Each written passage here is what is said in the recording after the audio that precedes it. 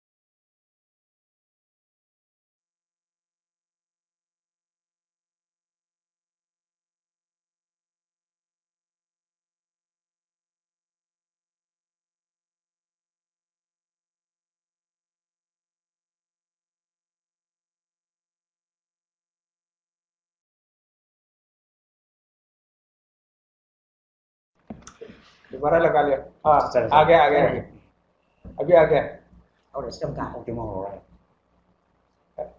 Hello यार बा अभी अब सुन रहे हैं मैडम का आवाज No, I'm having. Hello Cryptococcus ताम रहा माइक्रोफोन निकालो क्या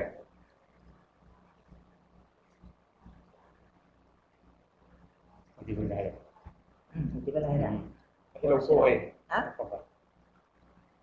Saan ba hello microphone nhau rồi hay rồi cần tính đồ hài quá rồi hay rồi good afternoon everybody sorry for interruption of the program let me start again Cryptococcus okay hold on the continuation name Cryptococcus is a Greek word meaning hidden spear and belongs to the kingdom fungi.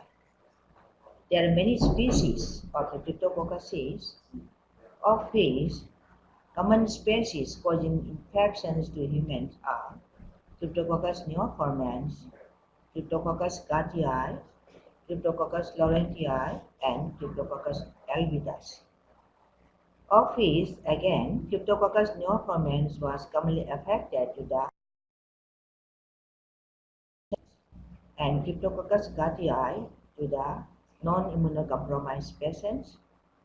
Laurentii and albidus are very rare clinically, but we have isolated 4 cases of Cryptococcus albidus in 2013 from our center by the test done by Vitec2 test.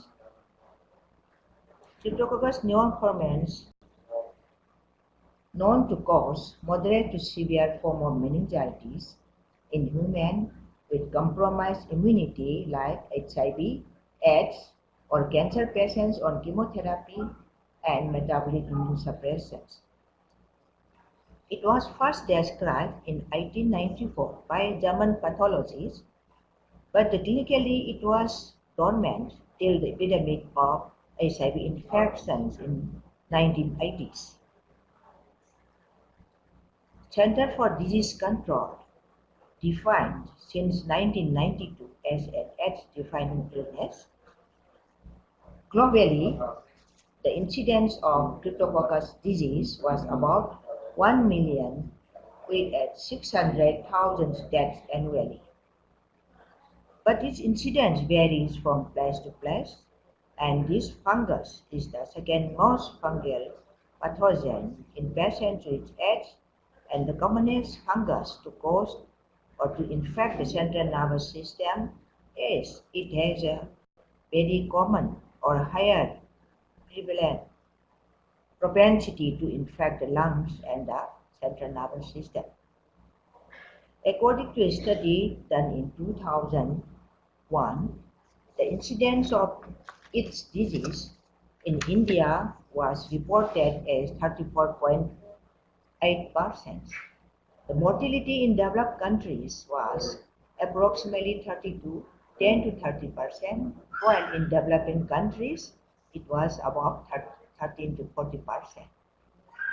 The increase in the number of mortality in the developing countries can be because of the lack presentation of the PLICIV in the ART center or to a hospital, limited access to the antifungal therapy to all the centers of ART, or unaffordability of the antifungal drugs by the PLICIV, and also many centers does not have the resistance test for the ART which the patient was taking.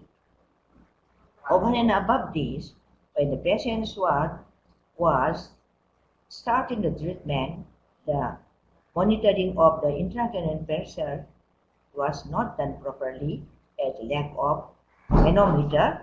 These are the factors for contributing the increased number of deaths in the developing countries. Over this, the adherence of the drugs to the ART or prophylaxis of fluconazole by the patient is not keeping in 10%.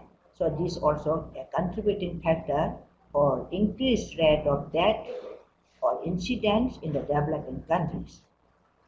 It is thought that prostate gland may be a reservoir for the smoldering cryptococcal infections in males, but in both sexes, paranasal sinus may be another reservoir for the cryptococcal disease. Coming to the immunology of the disease, this fungus is a ubiquitous that is present everywhere and it is an environmental fungi. So, the cryptococcal spores, that is basidiopspores or the yeast cells, the smallest size of the yeast cell, they are present in every part of the soil or present droppings everywhere. So after inhalations of these basidospore or these cells by the human body, it was dormant, remained dormant in the lungs and other parts of the body. When the patient is having good immunity because of the development of the cryptococcal antibody. But those with patients having low immunity like HIV or AIDS, because of the defective cell-mediated immunity, phagocytes, especially the dendritic cells, sense the fungal organism by toll-like receptors and lectin-like receptors called lectins. These fungal products bind to these lectin receptors, producing T helper cell 17, which initiates introductions of the cytokines interleukin 6 and interleukin 23 from the dendritic cells to protect against the invasive mycosis, followed by reactive oxygen species and lysosomal enzyme from the neutrophils also help phagocytose the fungus from the intracellular killing. In HIV-infected patients, over and above the low CD4 count, those having with decreased percentage of the memory B cells expressing IgM may be a greater risk for developing cryptococcosis.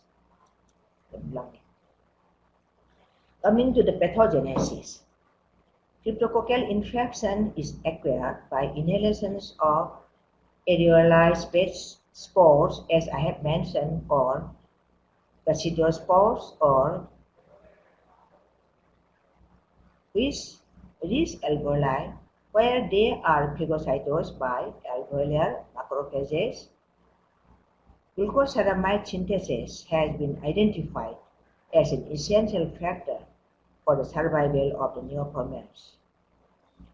Antiphagocytic properties of the capsule block the recognition of the yeast by phagocytes and inhibit leukocyte migrations into area of fungal implications.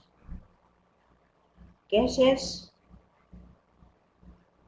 which causes asymptomatic pulmonary infection or pneumonia, acute or chronic form, or allergic airway disease when they reach the lungs. Mechanism of extrapulmonary dissemination to the central nervous system remains poorly understood, but the current evidence suggests that direct fungal migrations assess the endothelium and fungal transport by the macrophages as a Trojan horse which invades the central nervous system. With the decline in the cell-mediated immunity, dissemination of the cryptococcal infection occurs in other organs like skin, reticuloendothelial systems, etc. The virulent species of the Cryptococcus express the polysaccharide capsule, which can synthesize melanin and elaborate in the enzymes like phospholipids and ureas. These enzymes enhances the survival of the fungal cells into tissues of various parts. The clinical manifestations of the cryptococcus varies from asymptomatic colonization, that is, without any signs and symptoms, when investigation done for the exercise or any CT or MRI, then there is showing the presence of cryptococcoma in the brain or lungs. Pulmonary cryptococcosis, as I have mentioned before in the pathogenesis, they reside in the lungs as a cryptococcoma, or they present as a pneumonia, RDS, or then cryptococcal meningitis when they reach the central nervous system, and severe disseminated disease when they infected to other parts of the body. Coming to the central nervous system manifestations. More than 50% of the patients may present as acute meningoencephalitis, subacute meningoencephalitis, or chronic meningoencephalitis. When they have triad of headache, fever, vomiting, these are the predominant symptoms of meningeal involvement, we should suspect the central nervous system involvement of the cryptococcus. Clinically, there should be terminal neck rigidity, visual defects like in the form of blurring of vision, photophobia to light, and to some patients, cranial nerve paralysis, especially the 7 cranial nerve palsies, can be seen. There should be seizures and memory loss, sensory deficits, symptoms of raised intracranial pressure like neck stiffness, vomiting, bradycardia, and some patients may undergo to stupor or coma.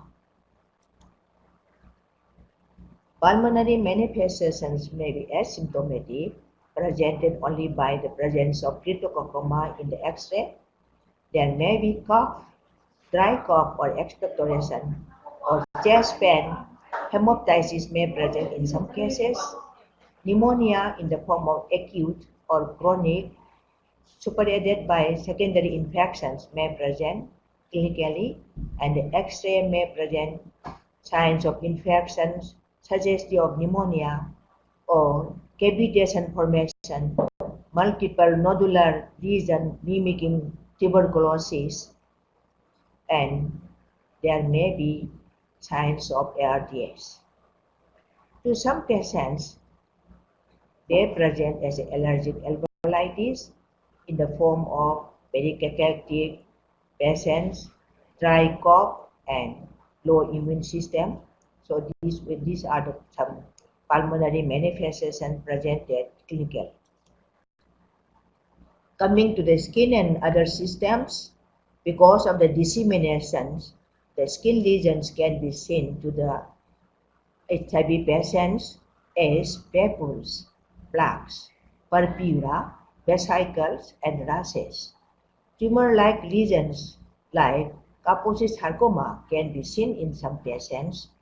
In some patients, the skin lesions may mimic molluscum contagiosum or Penicillium morphi, which can be confirmed by the histopathology only.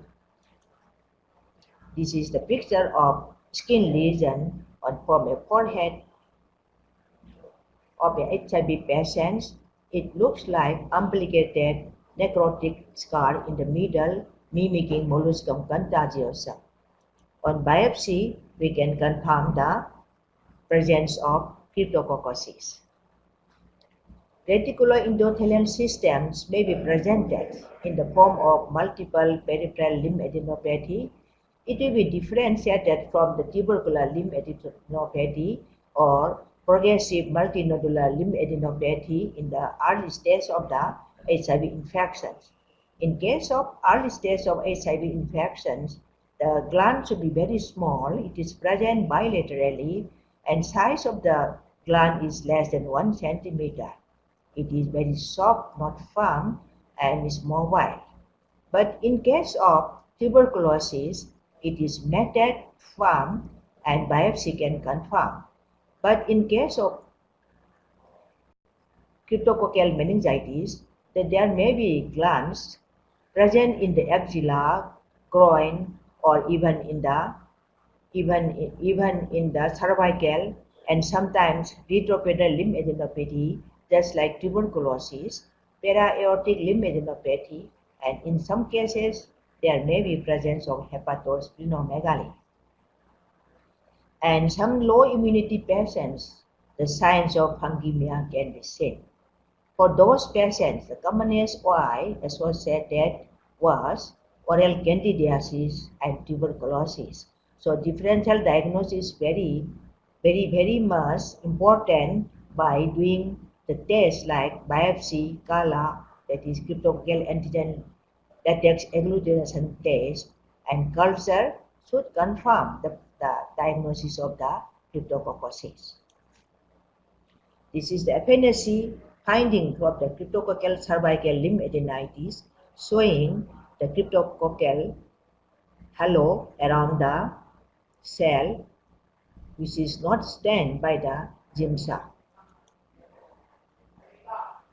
Coming to the histopathology of the fungus, fungal capsule was identified by Alcian blue or mucinamine stain. The presence of pigment can be identified by Fontana Mason stain, but this test is not available in many centers. Rapid test bilateral flow assay, which can be done at bedside, and the result can be available within 10 to 15 minutes. Now, this test is available in the microbiology department of RIMS. So, this can identify the presence of capsular polysaccharide antigen within 10 to 15 minutes from the CSF, from the blood, from the urine. The non-test like latex agglutination antigen detection test, which was done earlier, can also be done from the from the serum, CSF, urine, and semen. It is written in some books, semen, as the prostate gland is the reservoir of the cryptococcosis, so semen also can identify sometimes by the latex agglutination antigen detection or rapid test for the identification of the cryptococcal infections. Again, cryptococcal antigen latex agglutination test is negative in cases of pulmonary cryptococcosis, but we should not exclude negative cryptococcal antigen agglutination test from the pulmonary infections. Another test, the confirmatory test, I should say, this will be the lumbar puncture with the manometry. If the manometry is not available, we can observe the raised intracranial pressure from the increased opening pressures, like the pressure will be the drop of the lumbar puncture will be very quick and it may come as a jet-like fashion. So it should be done as soon as possible if we suspect the cryptococcal meningitis. While doing the lumbar puncture, we should do aseptic and antiseptic precautions because the PLISIB infected by the cryptococcal infections are having very low immunity. They may have secondary infections from while doing the lumbar puncture. It may be contaminated from the skin or from the needle or from the hand, whatever. So we have to take care of these secondary infections. And simultaneously, we have to check the hemoglobin level of the patients, sugar level of the patients. If the diabetes is associated, then we have to take care for controlling of the diabetes, and also the platelet count should be checked before doing the lumbar puncture. Otherwise, there may be coagulopathy. Patient may die because of this while after or during the procedure of lumbar puncture. CSF should be collected in 4 samples, one for the routine examination with India in test, second for the cryptococcal antigen latex agglutination test, and third for the culture sensitivity test, and the fourth to be kept as a result. If we want to repeat the test, so we have to keep 4 samples as a result. Then the routine examination should analyze the raised protein. There will be presence of raised protein, low sugar, high blood WBC, and low cell count in some patients, which is indicating a poor inflammatory response. Simultaneously, we have to draw the blood sugar for that particular patient for comparing the presence of sugar in the CSF. The result of the CSF will mimic the tubercular infection, so we have to test for in preparations for the CSF. There should be presence of single or budding yeast cell of size 5 to 20 millimeter. So it indicates the presence of cryptococcal infections. But when the yeast cells are very minimal, then we cannot identify the budding cells in the CSF. Even though we cannot exclude the cryptococcal infections, in spite of negative Indian preparations, we have to go for further several dextroagar media by adding chloramphenicol just to prevent the bacterial infection kept in a room temperature for confirmations of the presence of Cryptococcus. Culture can be done from the blood or from the CSF, and urine or semen can also be done if the samples are available. This test is the gold standard for confirmation of the diagnosis of the Cryptococcus. This is the Indian preparation from the CSF showing halo around the cells, single cell and the budding cells from the microscopic finding of the CSF.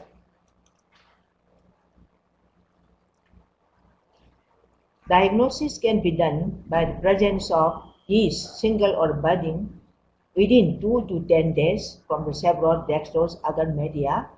For the identification of the species, we have BITEC 2 method in our center, that is microbiology department, so that the isolations of the species can be done for any type of Cryptococcus.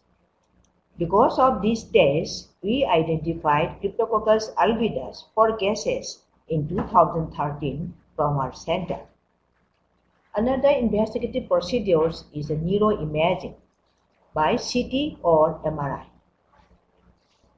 There may be signs of meningeal enhancement, or it may be normal finding, or there may be presence of Cryptococcus, single or multiple, by doing CT or MRI.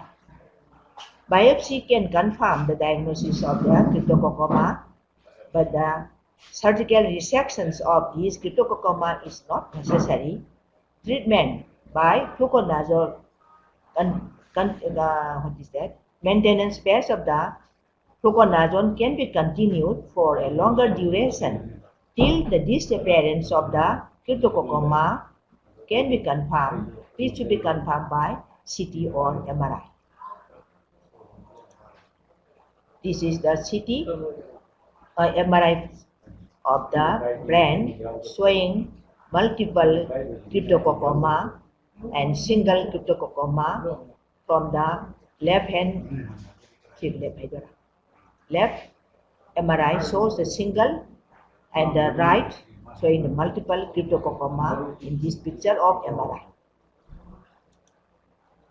Sagittal section showing multiple Cryptococcus and another section showing multiple Cryptococcus from the MRI of the brain. CT is very difficult to identify the Cryptococcus, so it is usually done by the confirmations by MRI. Coming to the treatment of cryptococcal meningitis, cryptococcal meningitis in AIDS patient requires aggressive therapy. Untreated cryptococcal meningitis is fatal. The recommended treatment in our India, still going on in all centers of ART, are amphotericin B deoxycholate, in the test dose of 0.5 mg per kg body weight, followed by 0.7 to 1 mg per kg body weight with or without flu cytosine of 100 mg per kg body weight per day in 4 divided doses for 14 days as an induction, followed by consolidations of fluconazole 200 mg twice daily for 8 weeks and maintenance therapy of 200 mg once a day till the CD4 is more or less 350 cells per μl. Alternatively, IV fluconazole 200 mg twice daily for 14 days should be given with flu cytosine if available, followed by fluconazole orally 200 mg twice daily for 8 weeks and maintenance of 200 mg per day till the CD4 decreases to 200 cells per cubic millimeter, at least 2 occasions done 6 months apart. Those cases having low CD4 count, presumptive prophylactic therapy like fluconazole 200 mg once daily can be tried till the CD4 reaches more or less 350 cells consistently for 6 consecutive months to prevent the cryptococcal meningitis and death from the cryptococcal meningitis. This treatment was done in the place like Tanzania and Uganda as a presumptive prophylactic therapy, as a primary prophylaxis. They treated as by the fluconazole, so they saved many cases from the cryptococcal meningitis. Those patients having renal impairment, liposomal preparations of amphotericin B can be substituted. If not available, low dose amphotericin B can be tried till to complete 14 days by monitoring the creatinine level as well as potassium level, magnesium level, because patient will die due to hypokalemia or abnormal electrolyte level while treatment amphotericin B. Hydration should be done properly and infections from the cannula to be checked daily so that secondary infection should be prevented.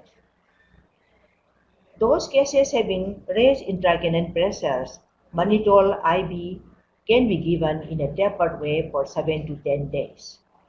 Those patients which are having very electrolyte imbalance like low potassium, magnesium or sodium, then repeat LP can be done, removal of 20 to 30 drops ml of CSF can be done daily till the pressure falls below the 25 millimeter of water by manometry.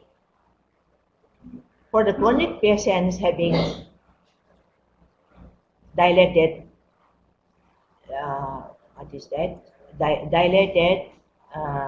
ventricles, BP shunts can be required later on. Patients of cryptococcus can have IRIS as a complications of ART initiation. So those patients, corticosteroid short course 2 to 6 weeks in a tapered way can be added. Initiation of the highly active antiretroviral therapy is deferred for 4 to 6 weeks of cryptococcal treatment to avoid the risk of increased mortality due to immune reconstitution inflammatory syndrome.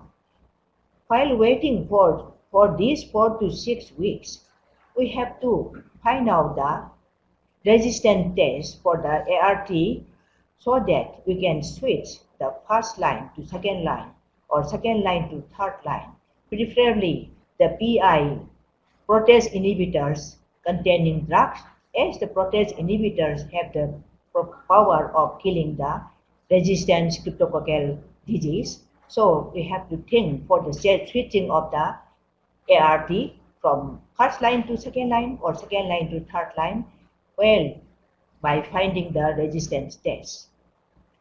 The cryptococcal inflammatory immune syndrome can be presented as a varieties of syndromes like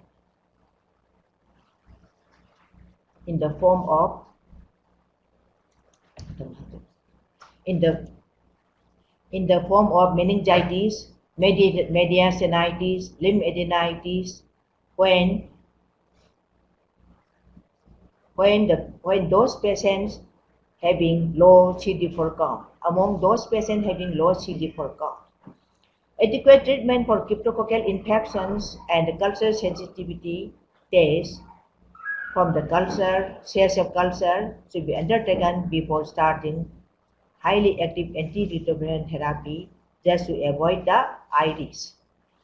Pulmonary cryptococcosis responds to fluconazole and treatment continue for 3 to 6 months. If not response, amphotericin can be changed.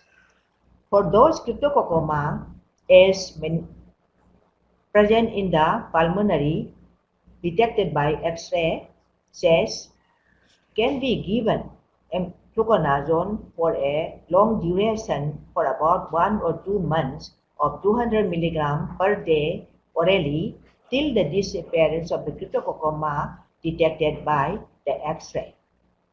Extrapulmonary cryptococcosis without meningitis treatment to be done as pulmonary cryptococcosis.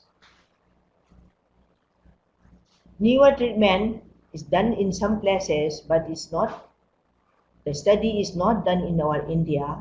Third generation or fourth generation azoles like triazoles, voriconazole can be substituted fluconazole, but these drugs cannot be given in cryptococcal meningitis.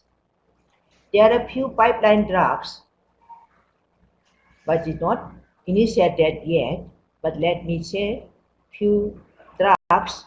The new drugs in the pipeline are APX001, which inhibits the fungal protein GTP1. This can be effective by combining the fluconazole. Single therapy is not effective. AR12, these drugs inhibit the fungal acetyl coenzyme A synthesis. These also can be given or effective with existing antifungal drugs like fluconazole. T2307 elalamine, it collapses the mitochondrial membrane of the fungus, and potential utilization is not known. BT1129 and BT1598 tetrazoles, they inhibit the ergosterol biosynthesis of the fungus, and this treatment can be done with fluconazole resistant cases. BHBM acyl hydrazones, these are targeted non-mammalian sphingoloid pathway, and its potential utility is not known. Ilicoline H polycatide, this inhibits the fungal mitochondrial cytochrome BCL1 reductase, and potentiation utilization is not known. The last drug is SIBAN derivatives. The mechanism of action is unknown, and potential utility also not yet confirmed. Immune therapy like interferon gamma to antifungal therapy can be done to some severe cryptococcosis just to add-on therapy. This therapy increases the clearance of Cryptococcus from the central nervous system, so there is quick clearance of the fungus from the CSF. Another technique is monoclonal antibodies, MAB18B7. It reduces the serum cryptococcal antigen titers from the CSF. Delivery of radioimmunotherapy to yeast cells to induce cell death with limited effect on the bystander cells. Combinations of antifungal with sertraline, antidepressive drugs, and tamoxifen, estrogen receptor antagonist drugs, and cytoramine antagonists like cyclosporine can be given to have the potential activity for the treatment of cryptococcal meningitis and cryptococcosis by reducing immunosuppressive activity. The novel technique, which is done in some places, let me say a few words. Neurophoresis therapy. This is a new technique. They form a porous membrane used to filter the yeast cells and pump is circulating and reintroducing the filtered CSF back to the subarachnoid space.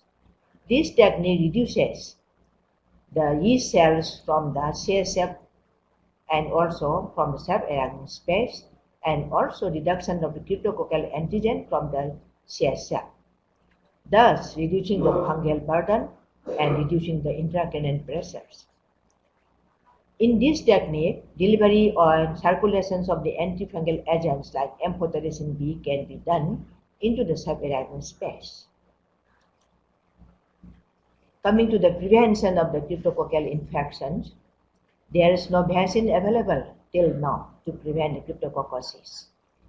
The vaccine prepared from the cryptococcal antigen like chitin deacetylase is under trial. But in NACO guidelines, secondary prophylaxis with fluconazole 200 mg per day for a low CD4 count till the CD4 reaches 350 or above is effective in reducing the prevalence of the disease. Mortality of the patients do improve with adequate treatment. Majority cryptococcal meningitis, however, needs to definitive antifungal therapy along with optimum supportive treatment to deal with raised intracranial pressures. In a study done in 2008, the incidence of cryptococcosis in our India is 7.5%. Altered in sensorium, raised intracranial tension, depressed CSF cell count, hypochlororhizia, that is low sugar, and high cryptococcal antigen titer are the prognostic factors for the cryptococcal meningitis.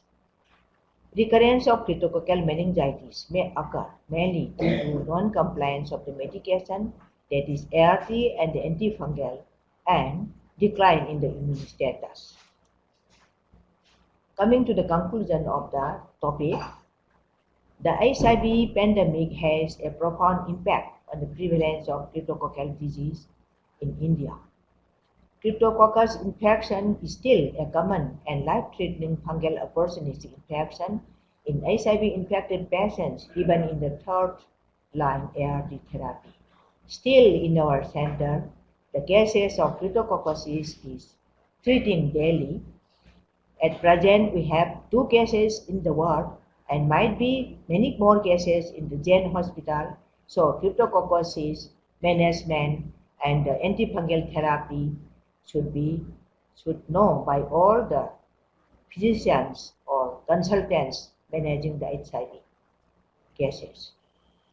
Many infected patients may remain asymptomatic, as I have discussed in the pathophysiology. The symptoms of the cryptococcosis may be subtle, variable, and may involve different systems like skin, reticuloendothelial system, not only the pulmonary and the CNS. Combination therapy of IV amphotericin B and oral flucytosine is an effective option for induction therapy all over the world, and ensuring availability of the flucytosine is a must, and it is suggested for all the centers for a favorable treatment outcome. Early recognition and institution of prompt treatment is the key to reduce the morbidity and mortality of HIV-infected patients with cryptococcal meningitis.